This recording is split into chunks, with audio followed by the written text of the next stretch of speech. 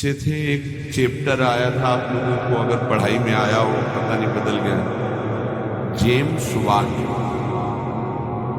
एक James Watt नाम का बालक जिसको निकम्मा समझा जाता था घर में, वो एक दिन बैठा था, देखा कि एक बटलोई चढ़ी थी और उसके ऊपर ढक्कन रखा था, नीचे से भाप ऐसे करके ढक्कन को उठा देती। उसने फिर वजन रखा, फिर भाप बनी और उठा दी, फिर वजन और बढ़ा के रखा, वजन बढ़ाता गया, भाप उसको उठाती गई। उसी ने इंजन की रचना की, जेम्स वाट। आप इसका भाव समझ पा रहे हैं हम क्या उदाहरण दे रहे हैं? जब आपके अंदर अग्नि पैदा हो रही है, जलन पैदा हो रही, तो आपके जीवन को भगवान की तरफ ले जाने वाले पावर को जागृत कर रही है। तुम विचलित होकर उसे विषय भोगों से पुनः शांत कर देते हो। उसे शांत नहीं करना, उसको और बढ़ाना है। आग को जितनी बढ़ जाएगी उतनी जोर से अध्यात्म की तरफ आप चलोगे। उल्टा मत चलो, उल्टा मत सोचो। ये आग समन का अवसर नहीं, आग बढ़ने का अवसर है। आग बढ़ने दो, वही तेजस्वी बनाकर तुम्हें अध्यात्म की ऊंचाई पर चढ़ा देगी। उस बात से अनुभव किया कि भाप में कितनी ताकत है। अगर ये भाप मिले तो बहुत बड़ा कार्य चल सकता। तो वही कोयला ढोकर भाप पैदा करके इंजन के द्वारा ट्रेन निकलवा दे, और उसको सब निकम्मा समझते थे। बस वो विचार, ये चिंतन का विषय। हमारे अंदर जो आग पैदा हो रही, कामाग्नि, क्रोधाग्नि, लोभाग्नि, उसे हम सह रहे हैं। उसको सह रहे तो एक पावर बन रहा है। वो पावर आपको सीधे भगवान की तरफ बढ़ाएगा। अगर आप उसको बुझाने में लग गए तो वो इधर आध्यात्मिक शक्ति क्षीण हो जाएगी और भोगा शक्ति बढ़ जाएगी। ये अनुभव की बातें हैं। आप इसको सहना सीखे, मिटाने में काम नहीं बनेगा। सह करके प्रभु की प्राप्ति हो जाएगी। सहना सीखो, सहना हमारा परम धर्म है। सहन कर गए तो महात्मा, टूट गए तो विषयात्मा।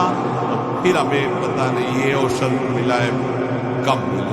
सावधान, सत्संग को सुनो और उसका मनन करो, उसको जीवन में उतारो, तभी लाभ मिलेगा। नहीं रोज सत्संग हो रहा है और अगर आप सुनेंगे नहीं तो 1 घंटा 1.5 घंटा बैठ लिए, फिर वही मनमानी चिंतन ठीक नहीं। ये 6 बातें जिसके जीवन में उसके अंदर भक्ति की निष्ठा जागृत हो जाती है और वो सिद्ध महापुरुष हो जाता है।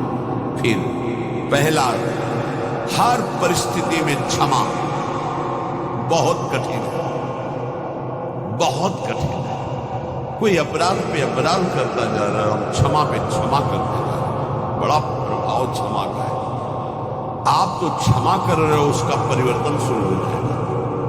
क्षमा में इतना बड़ा बल है कि जो अपराध कर रहा है उसका परिवर्तन हो जाएगा। क्षमाशील ही परिवर्तन कर सकता है। क्रोध करने वाला या दंड देने वाला महान नहीं माना। स्थिति में समय व्यर्थ न जाना, वस्तु व्यक्ति स्थान के संयोग में। तीसरा, कोई भी भोग सामग्री समीप फिरी पर नहीं भोगना प्रभु। मेरे प्राप्ति के लिए मेरा भक्त सब सुखों का त्याग करता है, भगवान ने कहा। जो पवित्र भोग हैं उनको भी आवश्यकता के अनुसार ही, विधि भोग हैं जिनका निषेध नहीं किया गया, धर्मपूर्वक भोग सकते हैं, उनको भी आवश्यकता के अनुसार जितना कम से कम सेवन कर सके। चौथा, सम्मान को विश्वत, नीच पुरुषों द्वारा किए हुए अपमान को अमृत मानकर निराभिमानी रहना। पांचवा, निरंतर अपने गुरु प्रदत्त उपासना में आसक्त और इष्ट देव पे आसक्त, जो गुरुदेव ने बताया। छठवां, सदगुरुदेव की पूर्ण शरणागति, पूर्ण आश्रय, एकदम पूरा कागज बनकर वो जैसा जैसा कह रहे वैसे चलने से भक्ति निष्ठा जागृत हो जाती। भक्ति निष्ठा जागृत होने पर वो सबसे अधम और छोटा अपने को समझने लगता है। अपने को इतना तुच्छ मान लेता है कि उसके भजन, सेवा, सद्गुण जितने हैं उनका उसके अंदर अभिमान ही नहीं आता। इसी कारण वो सिद्ध हो जाता है। थोड़ी सी साधना अभिमान उत्पन्न कर देती। क्यों? क्योंकि गुरु कृपा नहीं है। इसलिए जहां निराभिमानी होकर प्रभु से अपना संबंध जो था है, जो रहेगा, उसका बोध हुआ, उसी समय उसे भगवान की प्रेम लीलाओं का अनुभव ले लेता है। कभी रोना नहीं आता।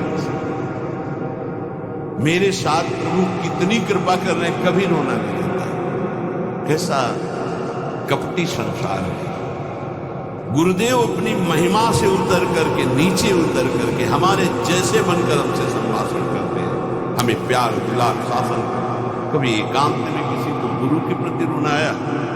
मोटे मोटे आंसू सामने गिरते देखते हैं अपनी वासना की पूर्ति के लिए, अपने मन की शांति के लिए, हमारे मन को सुख मिले। बस कभी ये रोकते कि अहो कृपालु करुणामय, आपका कैसा स्वभाव, हे स्वामिनी आपका कैसा स्वभाव है। कभी ऐसा मित्र जी भगवान के प्रति शिष्य भाव किया तो भगवान शिष्य हो गए। अगर थोड़ा भी विलंब पुष्प लाने में हुआ तो भगवान डर रहे थे कि गुरुदेव की संध्या पूजा में विघ्न न हो जाए, गुरुदेव की तो सेवा में थोड़ा भी समय लगा तो डर गए भगवान। शिष्य जैसा भगवान के प्रति भाव करोगे वैसा ही भगवान आपके सामने आ जाएगा। अनंत ब्रह्मांड भगवान ने ही अपने आप से ही रचा है। कितना विलक्षण भजन का प्रभाव होता है कि अनंत ब्रह्मांडों का